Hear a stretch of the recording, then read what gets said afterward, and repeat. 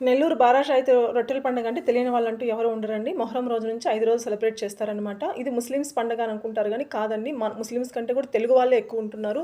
ఇక్కడ religion important కాదండి. నమ్మకం చాలా ముఖ్యమనమాట. నమ్మకంతో వస్తున్నారు. సక్సెస్ రేట్ చాలా ఎక్కువుంది. మేము 3 ఇయర్స్‌గా ఎళ్తున్నాము. ప్రతి ఇయర్ బై ఇయర్ క్రౌడ్ పెరుగుతుందే తప్ప తగ్గట్లేదండి. ఎందుకంటే అక్కడ నమ్మి వచ్చిన వాళ్ళు ఏవే పనుల మీద వస్తున్నారు, ఏ రొట్టెలు తింటున్నారో అవన్నీ సక్సెస్ అవుతున్నాయి కాబట్టి వాళ్ళొచ్చే జనాలు కూడా చాలా క్రౌడ్ ఉంది.